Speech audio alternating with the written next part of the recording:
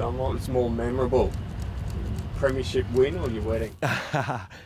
Both equally as good, mate, for different reasons. Yeah, we had a good weekend last weekend. Now I'm all married and back into it. So no honeymoon, unfortunately, but hopefully at the end of the year. How's your pre-season going, footy-wise? Yeah, going pretty well. I think I'm where I need to be at the moment individually. We've still got a month till round one, so there's a few things which I want to hone in on and really nail. So hopefully I can do that within the next month and be ready to go. How do you feel about the numbers on track? That few guys are sort of working into it and then you're losing a few as you go. Yeah, I mean, we never want injuries, but that's part of our game, and I think the players who are staying on track and who are fit, they're training really well. So injuries are part of the game, and unfortunately, as much as we don't want them, we've got other players to replace, and we want as many players on track as possible, but we've still got a month till round one, so a lot of people are tracking nicely. Your shoulder, a couple of months now, but how is it feeling? Yeah, it's okay. It's cruising along now. I'm in a comfortable position now, getting a lot of strength back, so yeah, I should be right round one. Dom, do you wish that your forward line setup would have been settled by now, a month out from the season? Yes and no. I mean, like I said, we've got Tyler Keitel, who's come down. He's proven to kick a lot of goals in the waffle, so he's finding his way through our game plan and stuff like that. Obviously, Oscar going down has shook things up a little bit, but we'll work through that over the next month with how we're going to settle and how the coaches want to land on which way we want to go.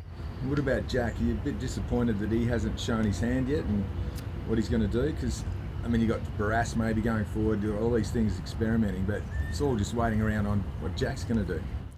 Yeah, I mean, it'd be nice to have some clarity, but at the moment, as a player, all we can focus on is what we can do as a team, and what's going on is a bit bigger than the players at the moment. So we've just got to roll with the punches at the moment and let the club deal with that. How disruptive is it though? I mean, if you don't know what your forward line's going to be, what the setup, how do you do with the game plan, what does Barras do, that sort of thing?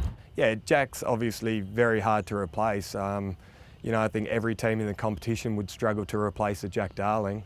So we'd love to have him. Unfortunately, that's not the case. How much is it disrupting us? I wouldn't say too much on the field at the moment. I think we had a look at Tommy Brass on the half forward line the other day, as you would have seen, which I think he played a bit of forward as a youngster before he got drafted. And, Jake Waterman, he's been going really well. So we've got players to replace Jack, but it is very difficult. As a premiership teammate, though, are you disappointed that he's gone to ground and he's not not communicating? No, I mean, that's his personal decision, and he's working through some things at the moment. And like I said, as a playing group, we support him as a playing group, his decision. But the club's dealing with that. It's between him and the club at the moment. So the players support him and reach out to him where possible. But yeah, I wouldn't say we're disappointed. It's his choice. Why are you supporting him if he's hurting the team? He's a premiership teammate. You're all supposed to be in it together. Why are you continuing to support him?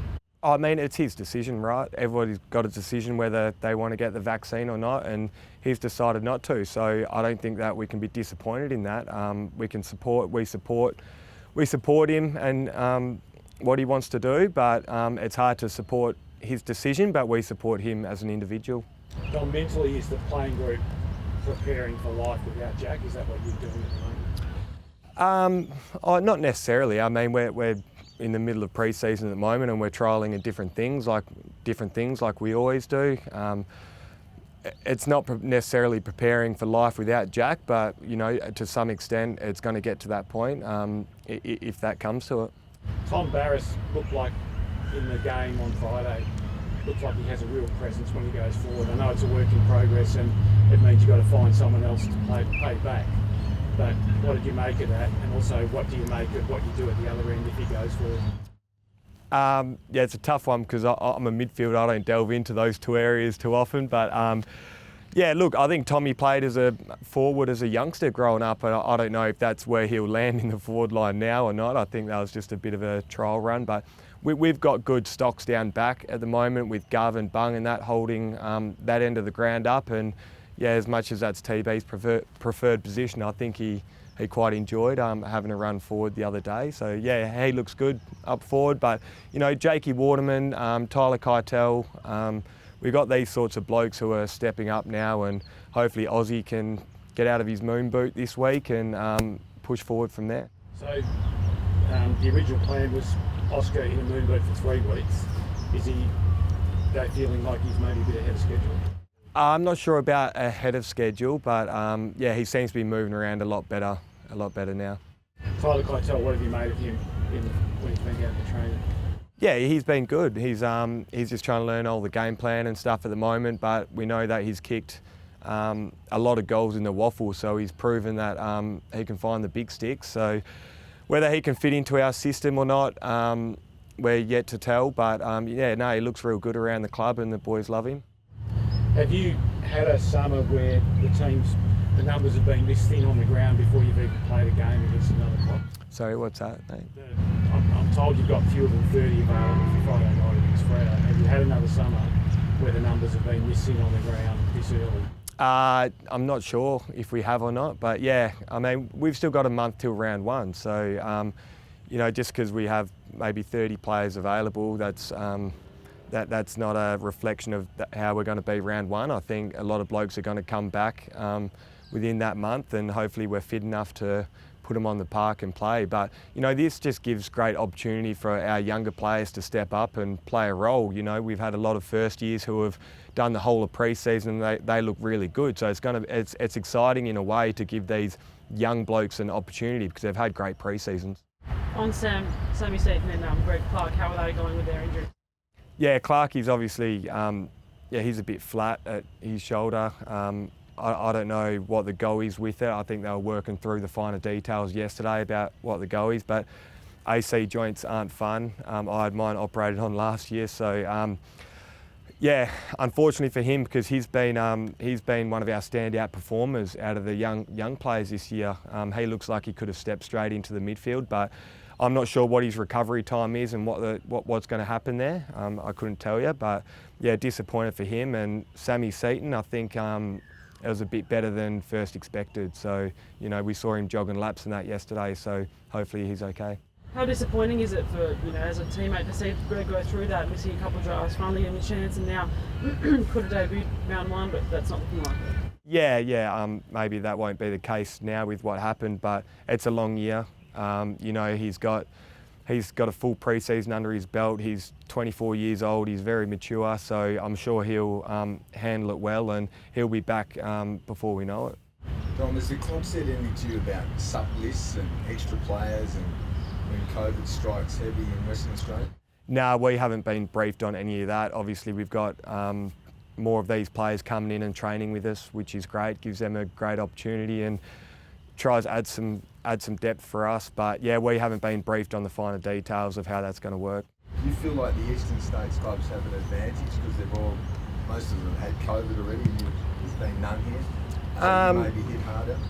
Yeah, not necessarily. I mean, we know COVID's coming now and it's going to come pretty hard and fast, but we're taking every precaution to keep COVID out of our footy club, and you know, we're doing rat tests every single day now as a footy club, anyone that comes in. So that just got introduced, which is good. So hopefully that helps minimise the risk of bringing it into the footy club. But you know, whether we've got a disadvantage or not, you know, that's up for you to decide. But I think we're taking every precaution we can to stay on the track. How would you go if your waffle players had to come up? Some of your waffle players, say 4 or 5, had to come up on the weekend. So yeah, it'd be exciting. I think you know, the waffle's a great competition. There's a lot of great players there. So you know, we don't want to get to that point, obviously. But yeah, if that's the case, then that's the case. So be it.